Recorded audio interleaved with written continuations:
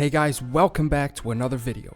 Today, I'm gonna be taking a look at some of the lesser known countries in the Americas. Both North and South America are pretty well known to everyone, so I mostly focused on Central America and the Caribbean.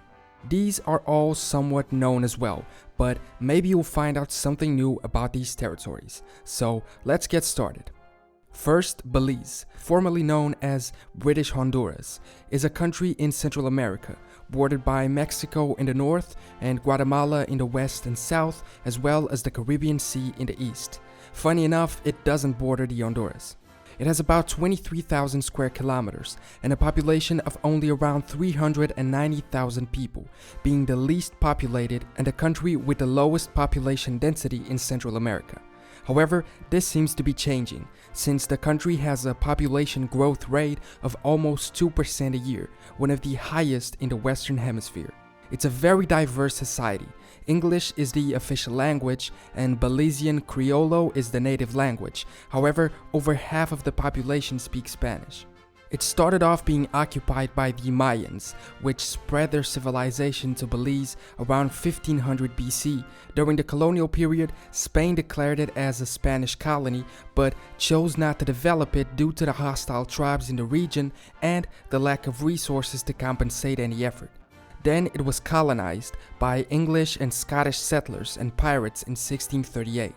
It was disputed with Spain, but became a part of the British Empire officially in 1862, gaining its independence in 1981, not being recognized at the time by Guatemala, who claimed the territory as their own.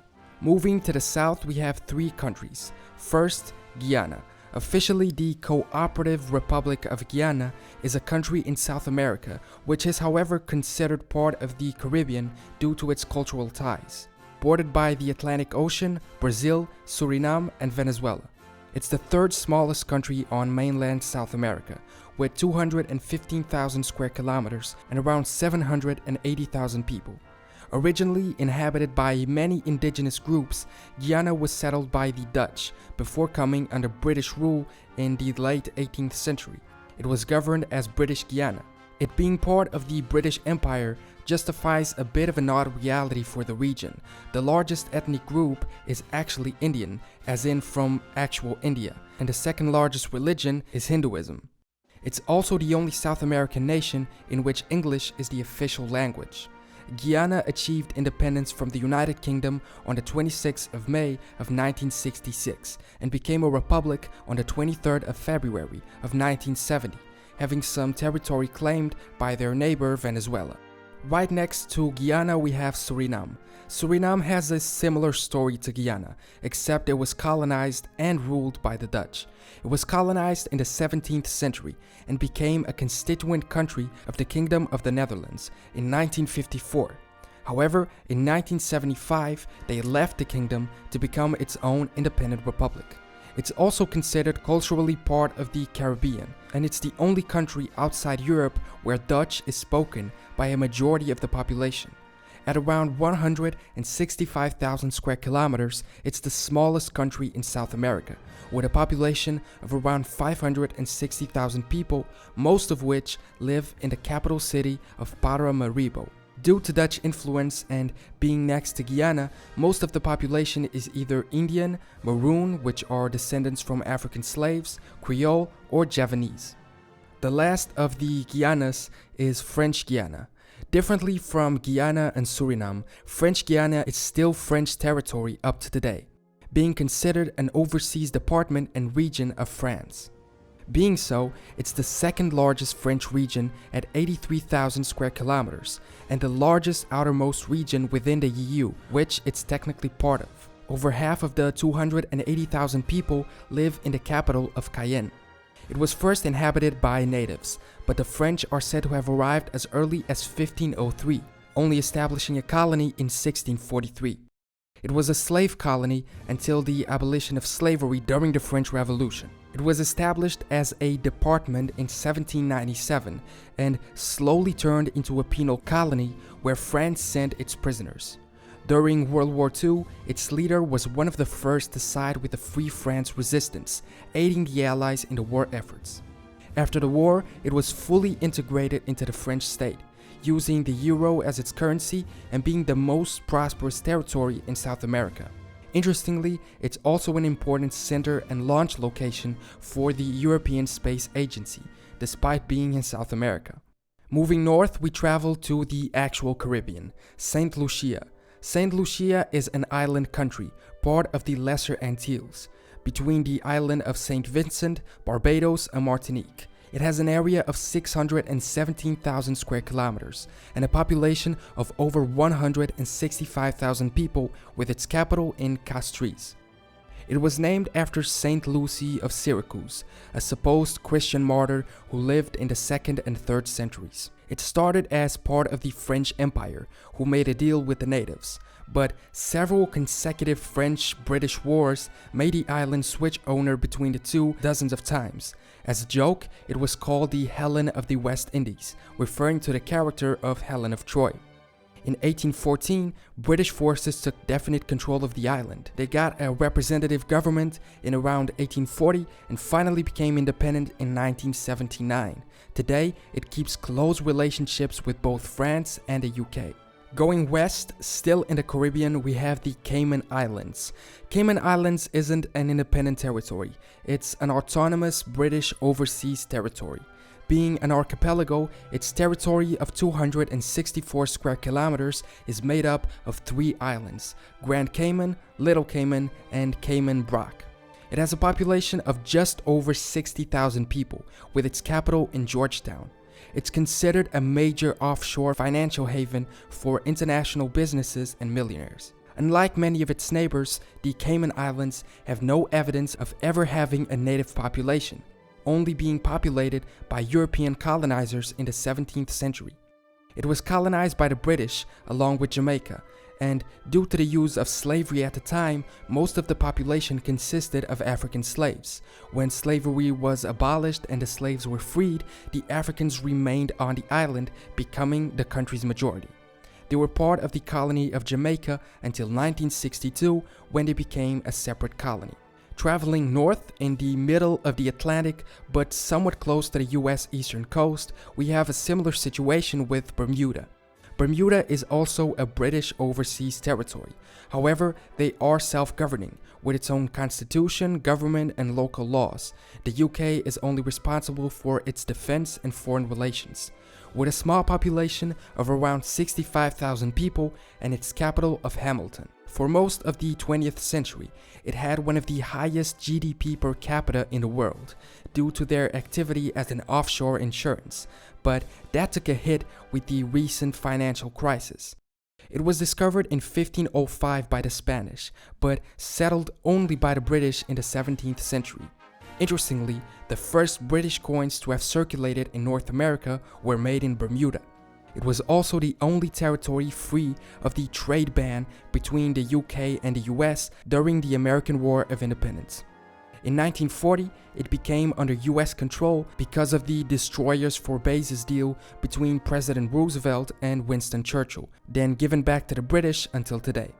It's also very known for being one of the corners of the Bermuda Triangle, along with Florida and Puerto Rico, a place in the Atlantic Ocean where a lot of ships tend to disappear. Going back south, we have Curaçao. Curaçao is an island off the Venezuelan coast, being part of the Southern Caribbean. It's autonomous but not independent, being a constituent country of the Kingdom of the Netherlands.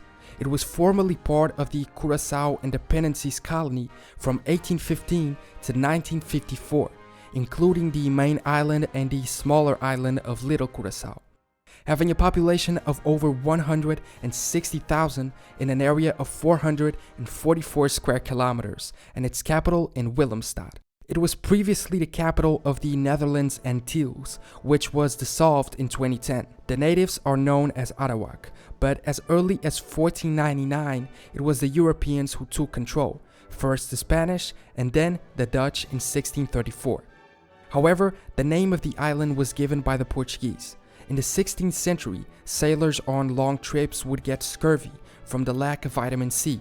Some sick Portuguese sailors were left at the island, and since the island was so rich in fruit, their scurvy was cured, and so the island was named Island of Curaçao, Island of Healing in Portuguese. Another explanation is that the word Curaçao in Portuguese means heart, which could refer to the island as a heart/center of trade for the region. The Spanish took the name over and the Dutch kept it.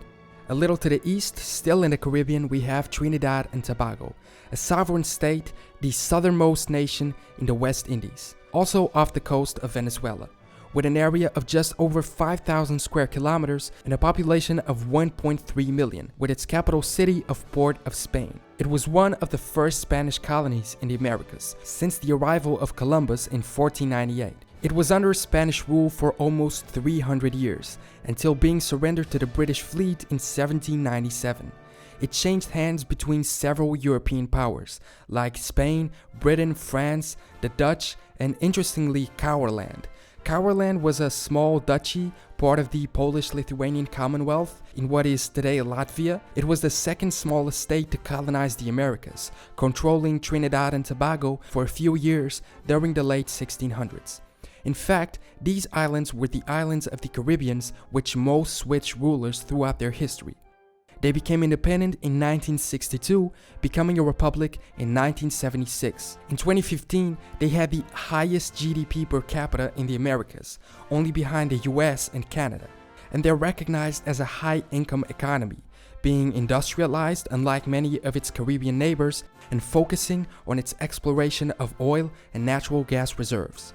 Finally, and this was, at least for me, the least known country off the list, Grenada.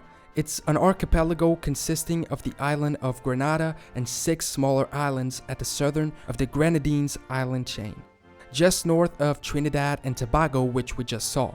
With only 348.5 square kilometers and just over 100,000 people, its capital is St. George. The origin of the name Grenada is unclear, but most people say it was named from the Spanish city of Granada. However, the first name given by Columbus was La Concepcion, in honor of the Virgin Mary. Before the Europeans arrived, it was also inhabited by the Arawaks and the island Caribs. It was sighted by Columbus in 1498 as well, but despite being claimed by Spain, there is no evidence that they landed and settled at that time. There were various unsuccessful attempts of colonization due to native resistance. However, the French succeeded in 1650. On February of 1763, after the 7 Years' War, the island was ceded to the British. And then, in 1967, they were granted autonomy over internal affairs, becoming independent in 1974. A period of instability followed. First, it became a Marxist-Leninist state in 1949 after a revolution. Then a military coup took place in 1983, leading to the execution of the former leader. And then also in 1983, the US, along with Barbados, invaded the island to restore stability and democracy. This invasion was highly criticized by Britain, Canada, and Trinidad and Tobago, but was somewhat successful, instauring a two-party parliamentary system under a constitutional monarchy where the head of state is still the British Queen. In 2004, a hurricane hit the island and destroyed 90% of the population's homes, from which they are still recovering today. So, those are some of the lesser-known countries in America. Thank you guys so much for watching. Remember to leave a comment below with any suggestions or corrections, and subscribe if you want to catch future videos. I will see you next time.